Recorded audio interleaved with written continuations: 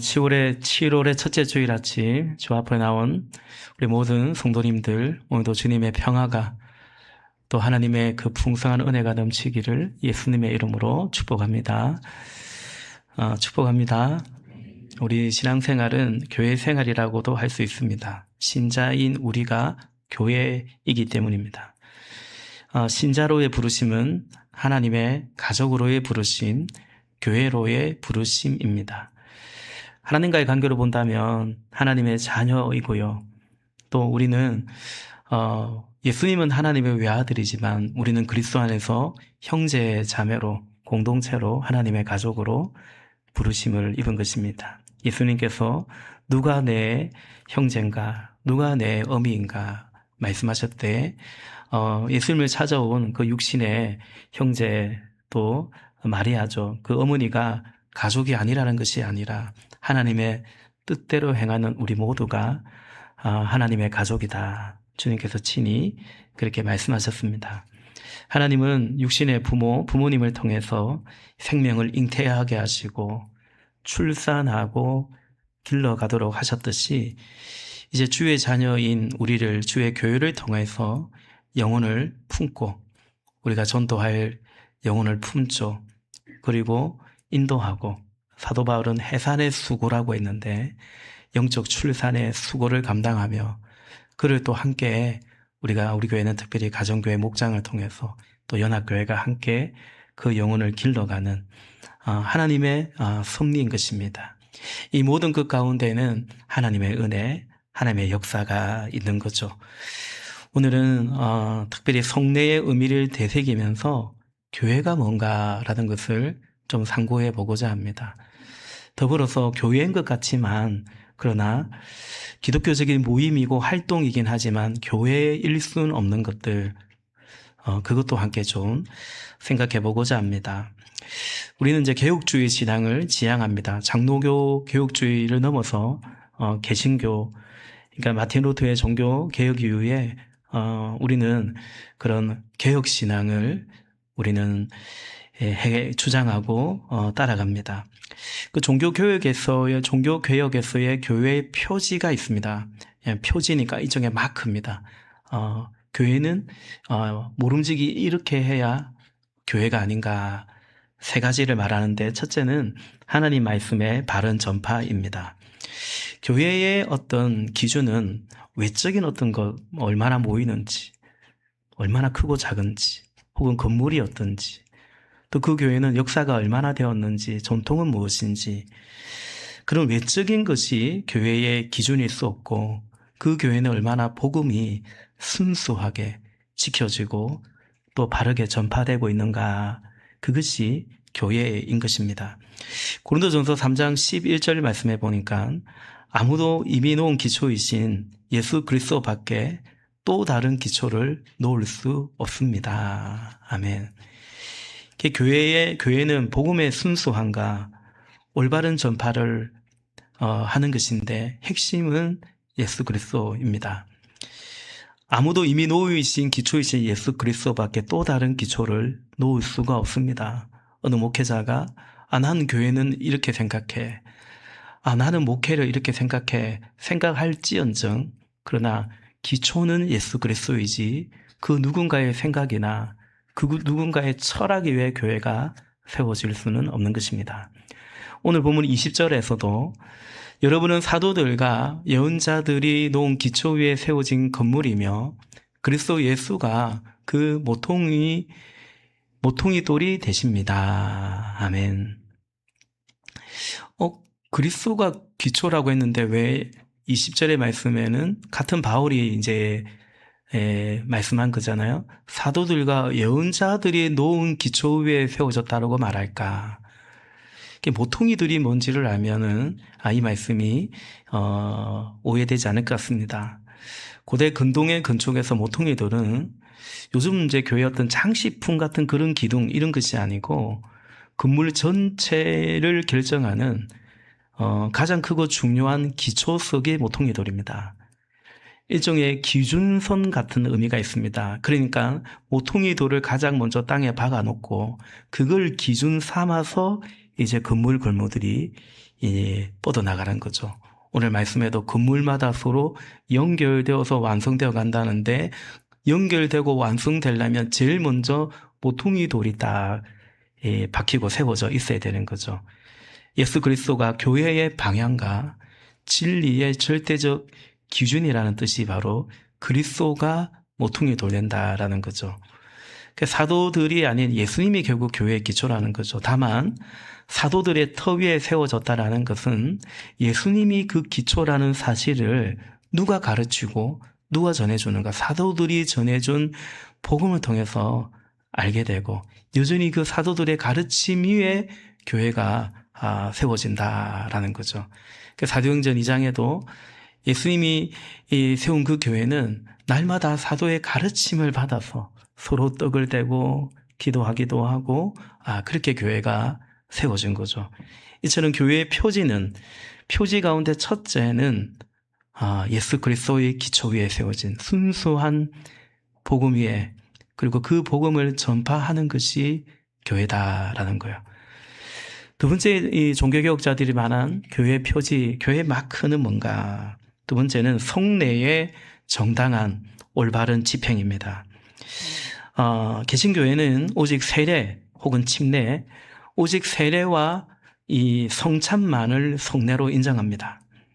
가톨릭에서 말하는 7 성례 이런 것이 아니라, 그것도 다 성경의 나름대로 기준 근거가 있겠지만, 우리 개신교회는 주께서 친히 제정하시고 명령하신 세례, 그리고 성찬만을 이 성례로, 그리고 이것을 주의 명을 따라서 바르게 집행하는 것이 교회의 마크입니다.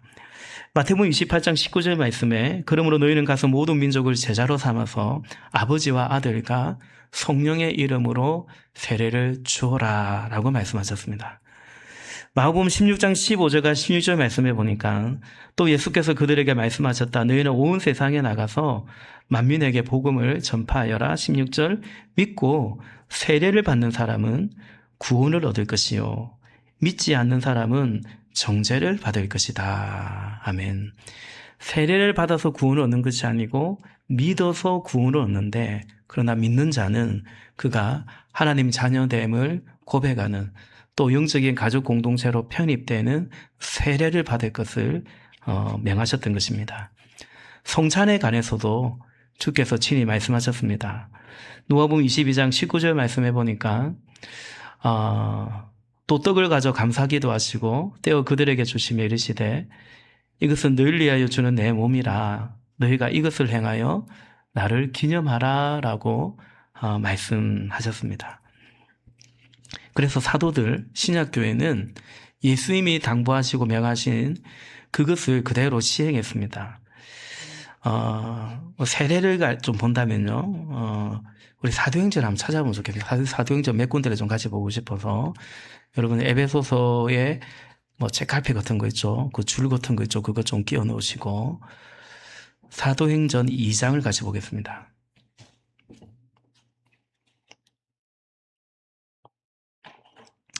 조금 이제 에베소서에서 좀 앞으로 돌아가서 사도행전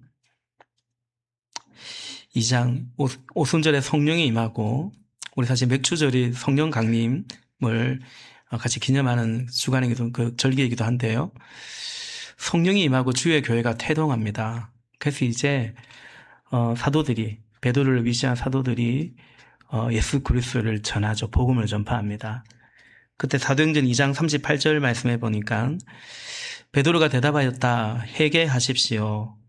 그리고 여러분은 제각기 예수 그리스도의 이름으로 세례를 받고 제사함을 받으십시오. 그러면 성령을 선물로 받을 것입니다. 아멘. 그냥 회개하고 그냥 믿고 그냥 성령의 선물을 충만을 받으라고 말하지 않았습니다. 분명히 제각기 예수 그리스도의 이름으로 세례를 받으라고 말했습니다. 사도행전 2장 41절 말씀해 보니까 그 베드로의 그의 말을 받아들인 사람들은 세례를 받았다라는 것입니다. 그리고 이제 그 예루살렘 교회가 점점 성장해 가는데, 부흥해 가는데, 스데반의 순교 이후로 기점으로 큰 박해가 일어납니다. 그래서 사도들이 흩어지고 믿는 자들이 흩어지고 그중에 7 집사 가운데 하나인 빌립 집사님이 사마리아 성에 가서 복음을 전하고 그리고 성령의 인도함에 따라서 그 예루살렘으로 왔다가 다시 고국으로 돌아가는 이디오피아 그 갈료 넷이라고 되어 있는데요. 그 갈료를 만나는 장면이 있죠. 우리 사도행전 8장을 한번 찾아보겠습니다. 뒤로 좀 넘기셔서 사도행전 8장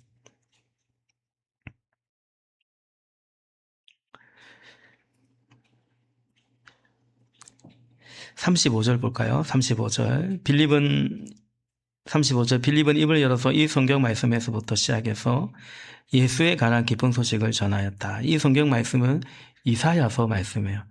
이 사람이 돌아가는 길에 뭐 벽에 이런 기록되어 있는 돌에 기록된 이사야서 말씀을 보는데 이사야가 예언한 이 사람이 누군고 하고 궁금해하고 있어요. 예수님이거든요. 빌립이 성령의 지시를 받아서 그를 만나고 풀어서 설명합니다. 그래서 그 성경 말씀에부터 시작해서 예수에 관한 기쁜 소식을 전하였다라는 거죠. 36절. 그들이 길을 가다가 빌립과 그 에티오피아 내시가 길을 가다가 물이 있는 곳에 이르니 내시가 말하였다. 보십시오. 여기에 물이 있습니다. 내가 세례를 받는데 무슨 그리낌이 되는 것이라도 있습니까? 이 사람 언제 예수 믿었냐면 바로 여기서 예수 믿었어요. 근데 세례 받겠다는 거죠. 왜? 믿는 자에게 세례를 받으라고 세례를 주오라 했기 때문에 내가 세례 받는데 무슨 그리낌이 있겠는가. 37절 없습니다. 이게 이제 꼭 대답처럼 없음. 그리낌이 있습니까? 없음. 이렇게 되는 것 같은데, 이게 이제 사본들이 서로 맞지 않아서, 이렇게 정교한 과정에서 이렇게 없음으로 정리를 했고요. 38절에, 빌립은 마차를 세우게 하고, 내시와 함께 물로 내려가서 그에게 세례를 주었다라는 거죠. 여러분, 예수님을 믿으면 세례 받는데 무슨 그리는 것이 없습니다. 얼마 이상 다녀야 되는데, 이전에는 우리 교단도 그랬고 학습이라는 걸 주었는데 성경에는 꼭 그렇게 그 의미는 분명히 또 있지만 그것이 필요하지는 않습니다. 믿는다면 세례를 받는 거죠. 세례를 받고 점점 믿음의 삶을 걸어가는 것입니다. 그리고 이제 우리 사도행전 16장을 한번 또 보십시다. 16장.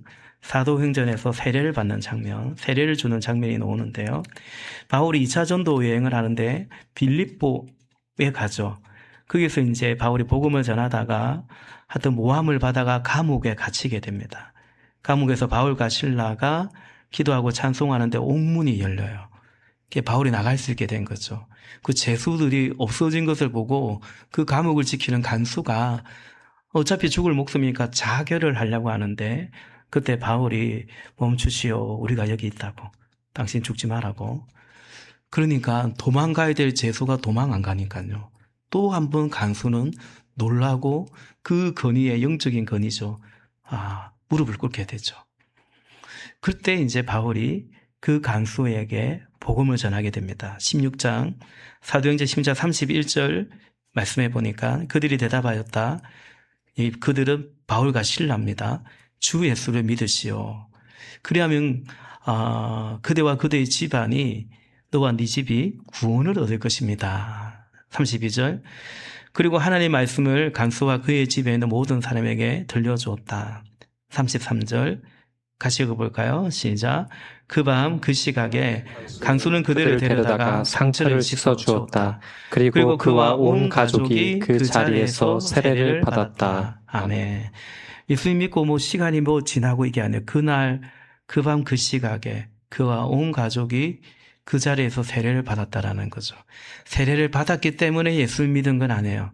그러나 예수를 믿었기 때문에 세례를 받았다. 나는 이제 하나님의 자녀입니다. 신앙 고백과 더불어 세례의 영적인 의미가 하나님의 가족으로 오늘 에베소서 말씀을 통해서도 보겠지만 가족으로 이제 편입되는 거죠. 더 이상 이방인도 아니고 외인도 아니고 나그네도 아니고 하나님의 가족이라는 거죠. 34절 간수는 그들을 자기 집으로 데려다가 음식을 대접했다. 우리 교회에서도 그걸 보는 것 같아요. 예수님 믿고 나서 한참 후에 뭔가 섬기고 이러지 않더라고요. 은혜 받으면 바로 거기서 대접을 하는 거예요. 섬기는 거예요. 그는 하나님을 믿게 된 것을 온 가족과 함께 기뻐하였다. 아멘. 오늘 예배하는 여러분 가운데서도 예수님 믿는데, 세례는 또 천천히 받지. 내지는 내가 더 잘 믿고 세례를 받을 거야. 그런 분이 있다면, 믿는다면 세례를, 그 믿기 때문에, 우리의 믿음의 대상인 주님의 명령이기 때문에 세례를 받으시기를 바라고요. 유아 세례를 받았는데, 이제 성인이 되어서 나의 신앙 고백으로, 그 세례를 받는 고백으로 입교하기를 원하는 분들도 그렇게 공개적으로 입교 예식을 통해서 우리는 그 세례와 같은 의미로 생각합니다. 또 신청하면 좋을 것 같아요. 헌신대에 나와서 우리 교회는 세례하는 날을 정해놓지 않습니다. 언제든지 신청하시면 한 주 혹은 2주 후에 세례를 거행합니다. 근데 예수용정문에 먼저 참석하도록 권면하고 세례를 줍니다. 성례도 그랬습니다. 고린도전서 11장 24절과 25절에 보니까 바울이 주님이 전한 그 명령을 그대로 시행한 걸 보게 되죠. 11장 24절에 고린도전서 11장 24절에 축사하시고 때우르시되 이것은 너희의 내 몸이나 이것을 행하여 나를 기념하라 하셨다는 거죠.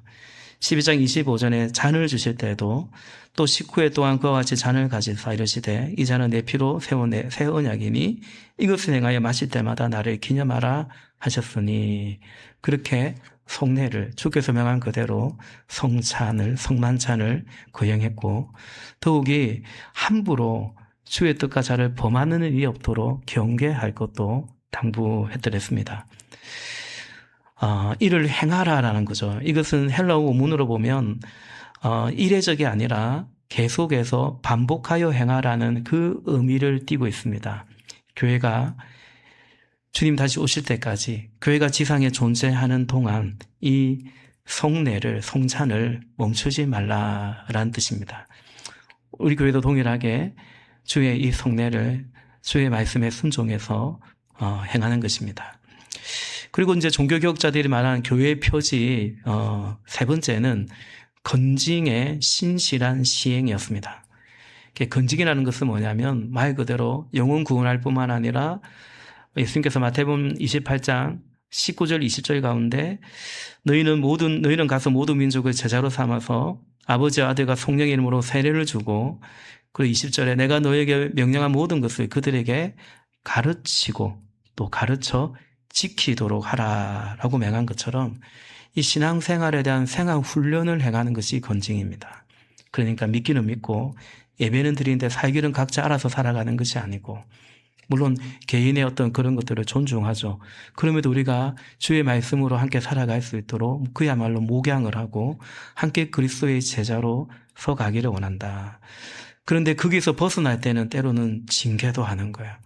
모든 성경은 교훈과 책망과, 말씀에서 교훈에서 벗어날 때는 책망하기도 하잖아요. 주의 말씀이 책망 자체가 목적이 아니라죠. 바르게 한가. 그리고 의로 교육하게, 결국은 의의 길을 가도록 주의 말씀이 우리를 인도하시는 것처럼 주의 교회가 주의 말씀을 따라 그렇게 건징을 신실하게 시행하는 것이 교회다라는 거죠. 아무렇게나 살아가고 아무렇게나 살도 그 사람 삶이지라고 내버려 두는, 우리가 우리의 자녀들을 지 인생이지 하고 내버려 둘 수만은 없듯이 교회 공동체는 하나님의 가족이기 때문에 건징의 신실한 시행을 통해서 결국은 그리스도의 제자로 함께 서가고 주님을 기쁘시게 하는 자들로, 오늘 에베소서 말씀에도 서로 연결되고 결합되어서 주님이 거하시는 주의 성전으로 우리가 자라가기를, 완성되어 가기를 원한다라는 것이죠. 아무쪼록 우리가 이 개혁주의자들이 목숨을 걸면서 하나님의 말씀을 지키며 주의 교회를 거룩하게 구별하며 세워왔는데, 우리가 이 신앙의 말씀에 또 신앙의 전통을 지켜가며 이어갈 수 있는 그런 교회가 되기를 주님의 이름으로 부탁을 드립니다. 교회 표지를, 종교개혁자들이 전한 교회 표지를 살펴보면서 오늘 더 나아가 오늘 본문에서 교회가 무엇인지를 한두 가지 더 보고자 합니다.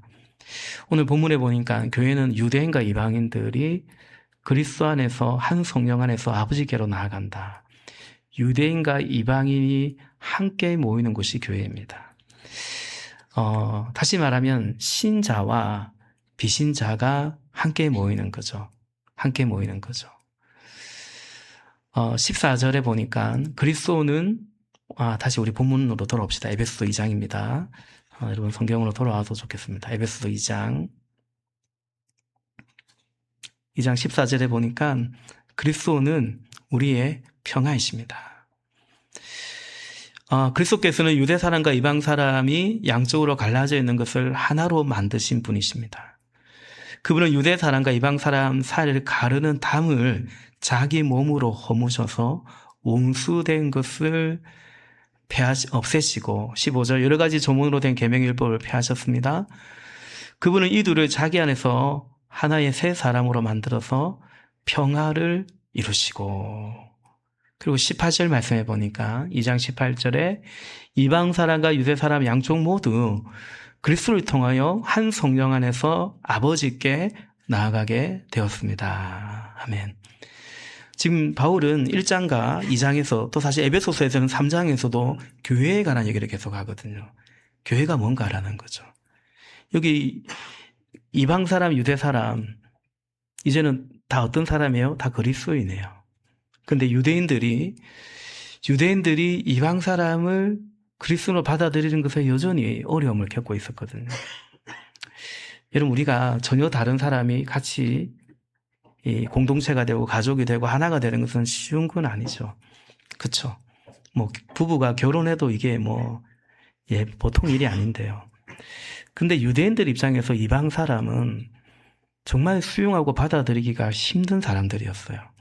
근데 이제 그리스도께서 그 중간에 있는 담을 그리스도는 우리의 평화이신지라 그의 몸으로 그 담을 허물으셨다라는 거죠. 좀 전에 읽었지만 18절 이방 사람과 유대 사람 양쪽 모두 이제는 그리스도를 통하여 한 성령 안에서 아버지께 나아가게 되었다라는 거죠. 그래서 여러분 교회는 유대인과 이방인이 오늘로 따지면 예수님을 믿는 사람과 믿지 않는 신자와 비신자가 함께 모이는 것이 교회입니다. 우리의 평화가 되신 예수의 그 십자가 사랑으로 우리는 예수님을 알지 못하는 자들을 배척하거나 배격하는 것이 아니고 예수님 복음서의 바리새인들이 그랬지 않습니까? 이방인과 세리들을 멸시했더랬죠. 심지어 성전에서 기도할 때도 주여 나는 저 세리와 같지 않음을 감사하다고 했고 예수님이 세리와 식사할 때 어찌하여 당신은 세리와 죄인들과 함께 식사하느냐라고 예수님 혹은 예수님의 제자들에게 따지기도 했습니다. 자칫 우리가 그런 모습을 답습할 수 있습니다. 왜냐하면 신자들끼리 모이면 편하거든요. 그러나 교회는 예수님의 십자가 사랑으로 영혼 구원에 힘써가는 공동체입니다.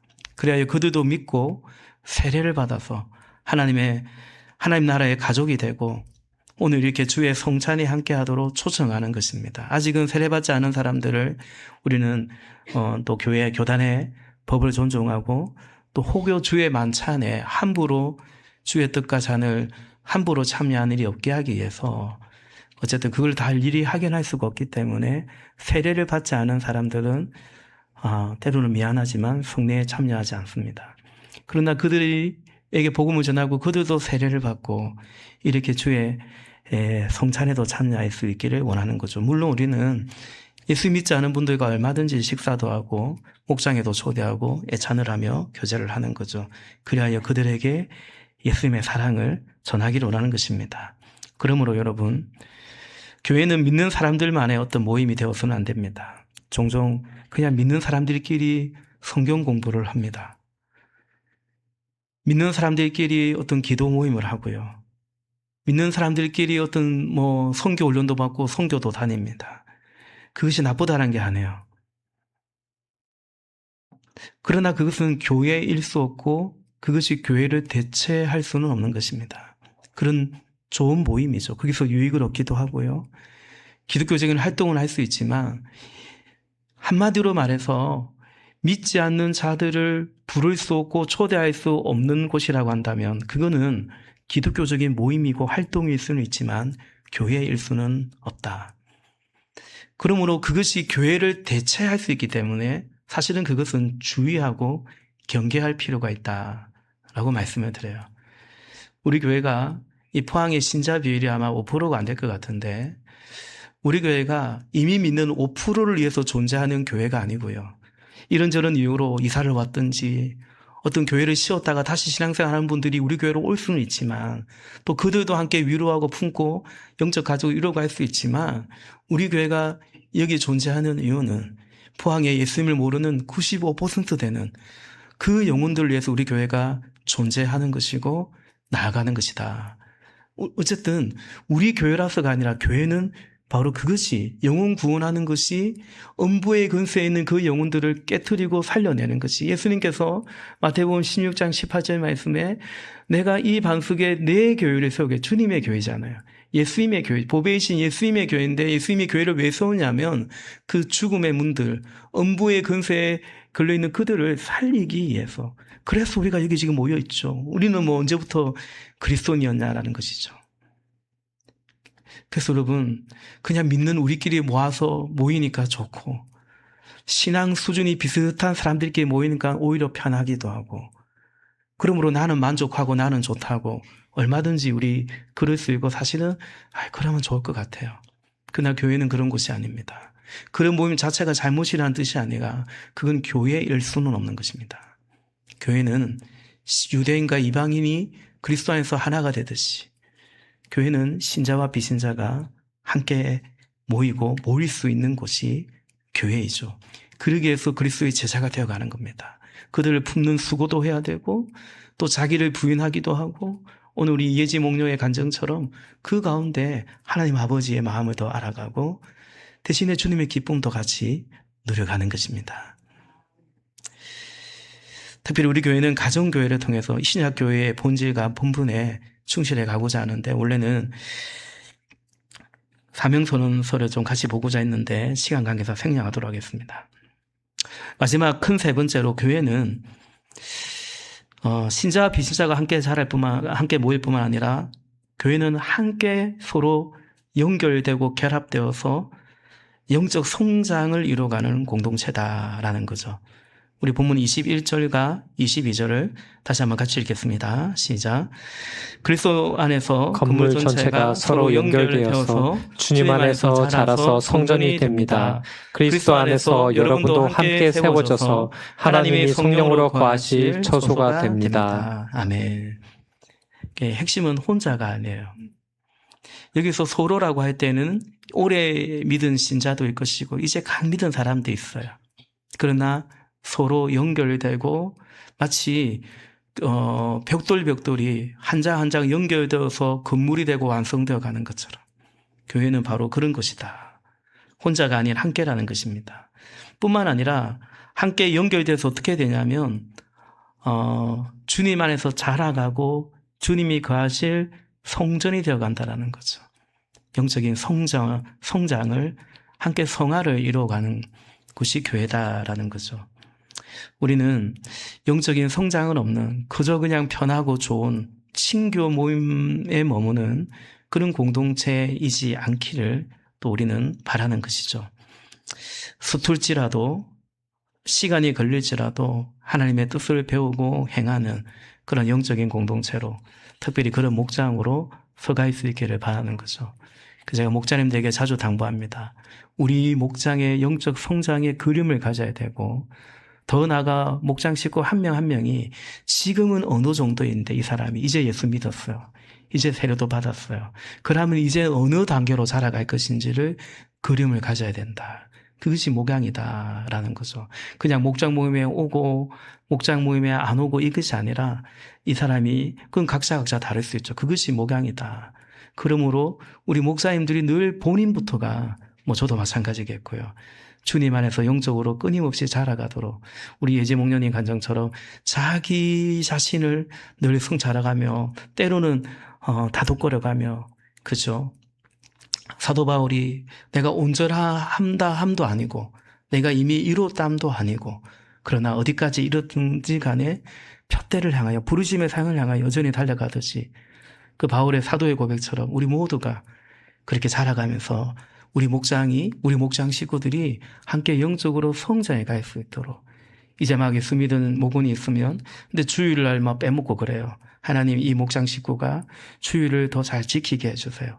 그럴 수 있는 믿음과 환경을 열어주세요.